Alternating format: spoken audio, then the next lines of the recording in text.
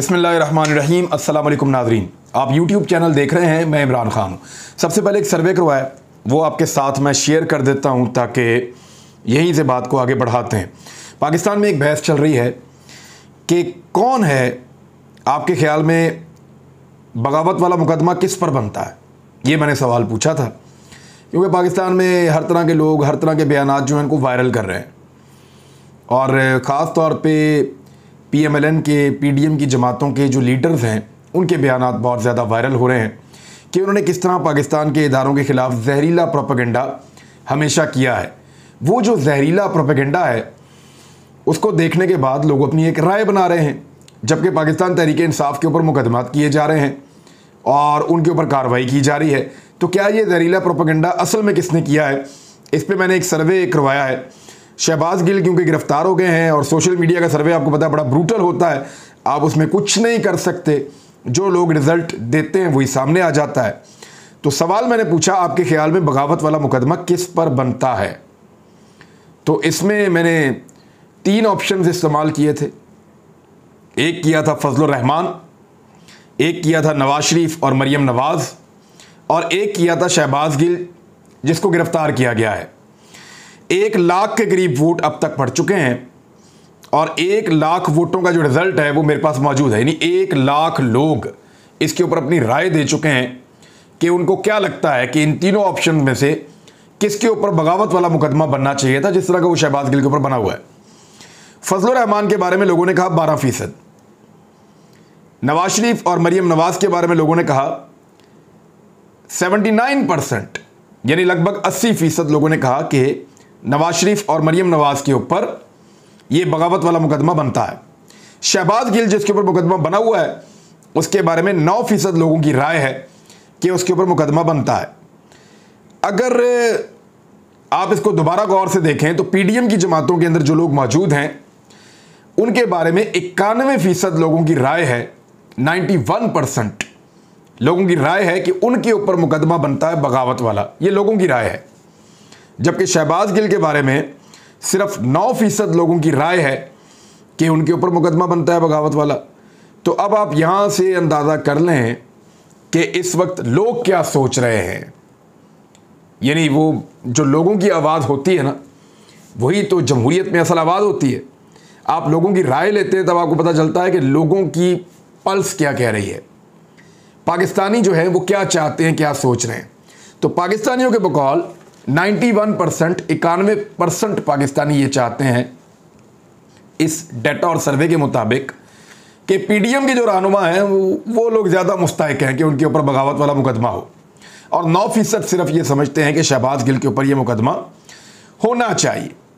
अब ये तो एक चीज़ थी, मैंने अब तक पहुंचा दी है। दूसरा, इमरान खान साहब ने जो कमाल काम किया वो ये किया कि PDM का पूरा बयानिया दबरदूस कर दिया है, उड़ा के रख दिया है। मैंने पिछले वीलॉग में कहा कि OLX पे लगा दिया, उन्होंने लपाट के फारग कर दिया इमरान खान साहब ने 20 से 25 मिनट के अंदर, क्योंकि बड़ी कोशिश की है फौज को एक बड़ी पॉलिटिकल पार्टी के आमने सामने लाने की। ये ऐसी पॉलिटिकल पार्टी है जो हर सूबे के अंदर मौजूद है।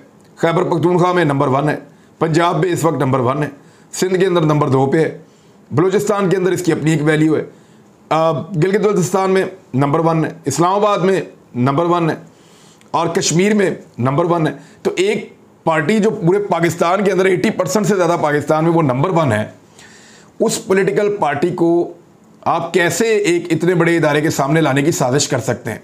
बहरहाल इमरान खान साहब ने कहा कि एक साजिश हो रही थी जिसको उन्होंने नाकाम बना दिया है। इस साजिश को जब से इमरान खान साहब ने नाकाम बनाया, कुछ प्रेस कॉन्फ्रेंसेस आई हैं, कुछ अभी आनी हैं। PDM के लोग मेरी इतला के मुताबिक सर जोड़ के बैठ गए हैं कि हम तो सोच रहे थे कि इमरान खान हमारी बातों में आकर जो हम गुस्सा दिलाएंगे, जो हम इक़दामात उठाएंगे गैर कानूनी, जो हम बंदों की गिरफ्तारियां करेंगे, उनको परेशान करेंगे, इन चीज़ों में और इस दबाव में आकर इमरान खान अपने हवास खो बैठेंगे और सियासी इक़दाम करने की बजाय या समझदारी का मुजाहरा करने की बजाय वो अग्रेसिव होंगे और इदारों के साथ हमें उनको लड़ाने का मौका मिलेगा। लेकिन इमरान खान साहब ने बड़ी समझदारी का सबूत दिया 2-3 चीज़ों में। मैं आपको बता देता हूँ 2-3 चीज़ों में इमरान खान साहब को उकसाया जा रहा है या इदारे के अंदर लोगों में नफरत पैदा करने की कोशिश की जा रही है कि एक तो ये है कि फौज को और पाकिस्तान तहरीक इंसाफ को किसी तरह सबसे बड़ी पॉलिटिकल पार्टी को और पाकिस्तान के सबसे मुतबर और बड़े इदारे को आमने सामने लाया जाए। एक तो ये कोशिश की जा रही है, इमरान खान साहब ने इसको नाकाम बनाया है। दूसरा, एक शदीद दबाव डाला जा रहा है पाकिस्तान तहरीक इंसाफ के ऊपर कि पंजाब में और खैबर पख्तूनख्वा में अपने सियासी मुखालिफिन के ऊपर जो है वो दुनिया तंग कर दी जाए, ज़मीन तंग कर दी जाए। ये बहुत दबाव डाला जा रहा है और ये दबाव जनरेट कहाँ से होता है, ये बहुत इंटरेस्टिंग है। पाकिस्तान तहरीक इंसाफ के लोग भी ये बात करते हैं, लेकिन ये दबाव जनरेट होता है एक मीडिया सेल से, एक स्ट्रेटेजिक मीडिया सेल आपको पता है बना हुआ है, वहाँ से। कभी चूड़ियों की तस्वीरें लगाई जाती है कि चूड़ियाँ पहन ले पंजाब हुकूमत और KP हुकूमत, कभी जो है वो गुस्सा दिलाया जाता है, कभी कहा जाता है कि 80% के ऊपर। ये जानबूझ कर किया जा रहा है।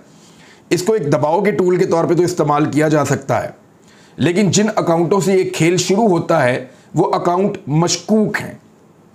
मैं आपको फिर कह रहा हूँ, जानबूझकर ये कोशिश की जा रही है कि पंजाब में और खैबर पख्तूनख्वा में पाकिस्तान तहरीक इंसाफ भी उसी तरह रिएक्ट करे जैसे वफाक के अंदर PDM की हुकूमत कर रही है। लेकिन ये PDM वालों की अपोजिशन की ख्वाहिश हो सकती है, क्योंकि पंजाब में और खैबर पख्तूनख्वा में वो अपोजिशन में है, वफाक में वो हुकूमत में है। उसका रीज़न पता क्या है? उसका रीज़न ये है कि इमरान खान साहब क्योंकि इलेक्शन जीतने जा रहे हैं, उनकी मकबूलियत ज़्यादा है, तो उनको हर हाल में इलेक्शन लड़ना है, उनको चीज़ों को ख़राब नहीं करना।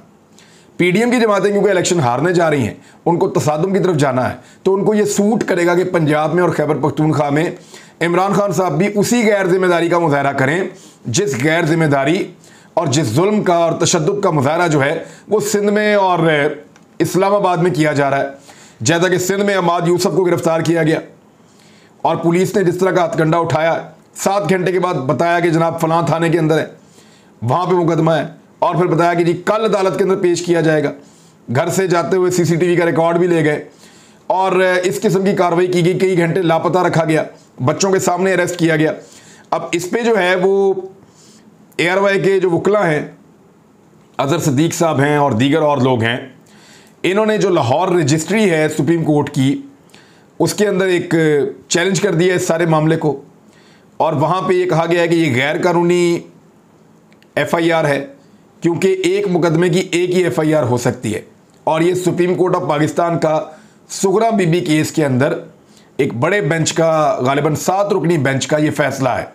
इसी केस का हवाला जो है वो, इसी फैसले का हवाला मेरे केस में भी वकला अदालत में दिया करते थे, इसलिए मुझे आइडिया है कि ये सुगरा बीबी केस है सुप्रीम कोर्ट ऑफ पाकिस्तान का, और बड़ी डिटेल्ड इसके अंदर एक जजमेंट मौजूद है। तो इसी का हवाला दिया है अहमद यूसुफ के केस में, और आज अहमद यूसुफ को अदालत में पेश किया जाएगा, जबकि वकला ने यहाँ पे अपील भी कर ली है और ऐसा लगता है कि उनको ज़मानत मिल जाएगी। दूसरी जानिब ARY की नशरियात तो अभी तक बहाल नहीं हुई जिस वक्त मैं ये वीडियो रिकॉर्ड कर रहा हूँ, लेकिन सिंध हाई कोर्ट में एक बड़ी कामयाबी ARY को मिली है और पैमरा को ये कहा गया है कि एक तो उनका नोटिस मुअत्तल कर दिया गया है और उनको ARY के खिलाफ कार्रवाई करने से रोक दिया गया है, और पैमरा ने वहाँ पे ये मौक़िफ़ इख्तियार किया कि ARY को बंद करने के अहकामात हमने नहीं दिए, यानी ये अहकामात हमारी तरफ से नहीं थे, ये कहीं और से आए हैं। ARY को बंद करने के अहकामात हमने, ये हदायत हमने नहीं दी।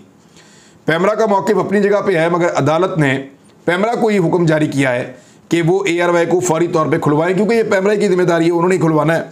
वही रब्ता करते हैं केबल ऑपरेटर से, और ARY को वापस उन्हीं नंबरों के ऊपर दोबारा पूरे पाकिस्तान में बहाल किया जाए। लेकिन अब तक जब मैं आपसे बात कर रहा हूँ, अभी तक अदालती हुक्म के ऊपर किसी किस्म का अमल दरामद नहीं हुआ। हो सकता है कि ARY के वकला तौहीन अदालत के अंदर जाएं, लेकिन अभी तक पैमरा की जानिब से ARY की नशरियात बहाल नहीं करवाई जा सकी हैं। अब आ जाए वो जो लोग उकसा रहे थे, उनका मामला बहुत ख़राब हो गया है। वो जो लोग उकसा रहे थे वो अब सर जोड़ के बैठे हैं कि किस तरह हम दोबारा लड़ाई करवाएं, यानी किस तरह हम फूट डालें पाकिस्तानियों के दरमियान और पाकिस्तान के इदारों के दरमियान। तो ये साजिश तो इमरान खान साहब ने कर दी है नाकाम। अब दूसरी साजिश ये है कि सूबाई हुकूमतों को उकसाया जाए कि वो कार्रवाइयाँ करें, ताकि जो इलेक्शन का मामला करीब आ रहा है वो मज़ीद दूर चला जाए, पाकिस्तान एमरजेंसी की सूरत हाल में चला जाए, या खुदा ना खास्ता कोई मार्शल लॉ की सूरत हाल। और उस पर इमरान खान साहब ने एक स्टेटमेंट भी दिया है। उन्होंने कहा क्या मार्शल लॉ लग गया मुल्क में, क्या जमहूरियत में ऐसी गिरफ्तारियों की इजाज़त है? ये इमरान खान साहब ने कहा। एक शहबाज गिल साहब के साथ असिस्टेंट था जिसका एक हाथ भी बताया गया कि जख्मी था, क्योंकि जब वो बट मार रहे थे गाड़ी के अंदर शीशा तोड़ने के लिए तो वो पीछे बैठा हुआ था और वो हाथ रख रहा था। गालिबन इस वजह से उसके हाथ पे चोट लगी, कुछ शीशे भी उसके यहाँ गले पे लगे थे। बहुत मामूली वो जख्मी हुआ था, लेकिन उसकी कमीज़ फटी हुई थी जब वो कैमरे के सामने आया था और बकौल उसके कि पुलिस ने उस पर टॉर्चर किया है। उसकी वीडियो मैंने नहीं देखी। ये अजहर नाम का शख्स है और इसने क्लेम किया है, एक ऑडियो मैसेज के अंदर इसने बताया है कि इसकी बीवी को और इसके घर वालों को हरासा किया गया है, इसके घर पे छापे मारे गए हैं और पुलिस उसकी तलाश कर रही है, उसको बुला रही है और वो कहीं रूपोश है। तो वो ये कह रहा है कि जी पुलिस मुझे क्यों बुला रही है, मेरा क्या ताल्लुक है इन चीज़ों से। तो पुलिस उसको रब्ता ये करके ये कह रही है कि शहबाज गिल की चीज़ें लेकर आओ। वो कह रहे हैं जी मेरा शहबाज गिल की चीज़ों से कोई ताल्लुक नहीं है और ना मेरे पास वो चीज़ें मौजूद हैं। वो कोई पेपर मांगते हैं, कोई टेलीफोन मांगते हैं, मोबाइल, इस किस्म की चीज़ें। लेकिन उसने एक अजीब चीज़ बताई, उसने ये बताया कि उसकी बीवी को G6 के एक पुलिस स्टेशन के अंदर पुलिस उठा कर ले गई है और उसकी बीवी से बात करवा रहे हैं और दबाव डाल रहे हैं कि तुम फ़ौरन पुलिस स्टेशन पहुंचो, नहीं तो तुम्हारे घर वालों की खैर नहीं है। अब मुझे यहाँ पे बिलावल भुट्टो जरदारी साहब का बयान याद आता है जब किसी खातून को गिरफ्तार किया जाता है। मुझे याद है जब फरियाल तालपुर साहिबा को रात के वक्त जेल में शिफ्ट किया गया था तो पाकिस्तान पीपल्स पार्टी ने बहुत शोर मचाया था। जरदारी साहब की बहन है, शोर मचाना ही था। जब मरियम नवाज साहिबा की गिरफ्तारी हुई थी तो PMLN ने और पीपल्स पार्टी ने बहुत शोर मचाया था। बिलावल भुट्टो जरदारी ने कहा था कितने बेगैरत हो आप, याद है आपको? बिलावल जरदारी ने कहा था कितने बेगैरत हो आप कि आपने औरत को गिरफ्तार किया है। तो अभी ये एक औरत को उठाकर लेकर गए पुलिस स्टेशन में, आधी रात को लेकर गए मिडनाइट में, और वो औरत एक गरीब शख्स की बीवी है। उसका इन सारे मामलात से कोई ताल्लुक नहीं है। ना वो औरत सियासी है, ना वो औरत सियासत में कभी हिस्सा लेती है, ना उसने कभी किसी जलसे में तकरीर की है, ना उसके ऊपर करप्शन का कोई एलिगेशन या केस है। इस औरत के ऊपर कहीं कोई केस नहीं है, सिर्फ इसका शौहर मुलाजमत करता है एक पॉलिटिकल आदमी के पास, और इसकी वजह से इस औरत को आधी रात को गिरफ्तार करके हिरासत में लेकर एक पुलिस स्टेशन में ले जाकर रखा गया है। तो क्या बिलावल जरदारी पूछेंगे इस्लामाबाद पुलिस से, या चलें पूछ लें शहबाज शरीफ से, या चलें वफाकी वज़ीर दाखिला से पूछ लें, या चलें अपनी हुकूमत से ही पूछ लें कि कितने बेगैरत हो आप कि आपने ये किया है? पूछ लें ना कि कितने बेगैरत हो आप। या जो इज्जत है वो सिर्फ आपके घरों की औरतों की है, या जो इज्जत है वो PMLN की क़यादत और पीपल्स पार्टी की क़यादत जो है उसके अंदर जो शामिल घरों की औरतें हैं उनकी इज्जत है। बाकी पाकिस्तान में किसी औरत की इज्जत नहीं है, किसी की चादर और चार दीवारी का तकद्दुस नहीं है, बाकी सारे कीड़े मकोड़े हैं। यानी आप जाएं और जाके अल्लामा इकबाल की बहू का दरवाज़ा तोड़ दें तो कोई फ़र्क नहीं पड़ता, लेकिन मरियम नवाज़ के होटल का दरवाज़ा तोड़वाया जाए तो उससे बहुत फ़र्क पड़ता है, और वहाँ आप कहते हैं कि कितने बेगैरत हो आप। तो ये वाला सवाल जो है वो पूछना चाहिए बिलावल भुट्टो जरदारी को। अभी मैं एक चीज़ देख रहा था कि ARY जो है इस वक्त भी जो ऑनलाइन चल रहा है वो ARY जियो से 3 से 5 गुना ज़्यादा चलता है ऑनलाइन। यानी मैंने इसको सोशल मीडिया के ऊपर देखा, यूट्यूब के ऊपर दोनों चैनल लाइव चल रहे थे। अगर जियो 10,000 पे खड़ा होता है तो ARY 30 से 50,000 के ऊपर खड़ा होता है। जियो अगर 20,000 पे खड़ा होता है तो ARY 1 लाख के आसपास होता है, बाजू का 60,000, 70,000, 1 लाख। इतना फर्क है लोगों के देखने में और पसंद करने में। ये रेटिंग का सारा फिनोमिना ही एक्सपोज हो गया है। पहले जाली रेटिंग के ऊपर पहले नंबर का चैनल बना फिरता था, इस वक्त सूरत हाल ये है। तो लोगों की तवज्जो किधर है, लोग देखना किस चैनल को चाहते हैं, यहां से भी आपको आइडिया हो जाता है कि सोशल मीडिया पे इस वक्त ARY 3 गुना से लेकर 5 गुना तक आगे ही रहता है जियो की निस्बत। कुछ लोग जो हैं वो अरशद शरीफ साहब को ताने दे रहे हैं कि वो पाकिस्तान से बाहर क्यों चले गए। तो मैं चंद सवालात आपके सामने रख देता हूं। क्या अरशद शरीफ कोई फाइटर है, कोई जंगजू है? हाँ, उनका भाई एक फाइटर था, उनके वालिद एक फाइटर थे, वो हथियारों के साथ लड़ते थे और दुश्मन का मुकाबला करते थे। वो दोनों शहीद हुए हैं और उसने एक ही दिन में उन दोनों को दफनाया है। वो उस सरजमीन को छोड़कर गया है जहां पे उसने अपने प्यारे एक दिन में दफनाए हैं। वो शोहदा का वारिस है, बुज़दिल आदमी नहीं है। उसको बुज़दिली के ताने वो लोग दे रहे हैं, क्या वो हथियार से लड़ता है? और भाई एक सहाफ़ी कलम के साथ मुकाबला करता है, कलम की लड़ाई लड़ता है, अल्फाज से जंग करता है। एक सहाफ़ी ऐसे ही करता है। वो जो जंग लड़ता है, जिस लड़ाई में उतरता है, वो कलम के साथ लड़ता है, कलम के साथ टक्कर देता है। अल्फाज के साथ जंग लड़ता है, अल्फाज के साथ टक्कर देता है। ये जो लोग उकसा रहे हैं या ठट्ठे उड़ा रहे हैं, इन्होंने अपनी ज़िंदगी में शायद कभी ऐसी कोई कुर्बानी सोची भी ना हो जैसी कुर्बानी अरशद शरीफ ने दी है। और इन लोगों के उकसाने के अंदर मेरे ख्याल में किसी को भी नहीं आना चाहिए और इनकी बातों में आकर पाकिस्तान का नुकसान नहीं करना चाहिए। ये जब कभी इस तरह की बात करें, या तो इनको इग्नोर करें या फिर इनका बैंड बजाएं, अच्छी तरह इनको प्रॉपर तरीके से जवाब दें। दूसरी जानिब जो ममनुआ फंडिंग केस था, वहाँ पे वफाकी हुकूमत को एक बहुत बड़ा धचका लगा है।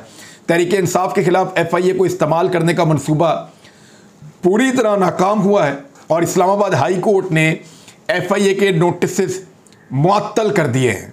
यानी जिस बुनियाद के ऊपर ये बहुत उछल रहे थे कि FIA में बुला रहे हैं, फलां को बुला रहे हैं, ये कर रहे हैं, वो कर रहे हैं, नहीं, उस सारे मामले को किसी और तरह देखा है अदालत ने, और अदालत ने FIA के नोटिस जो जारी किए गए हैं पाकिस्तान तहरीक इंसाफ को, उनको गैर कानूनी करार दे दिया है।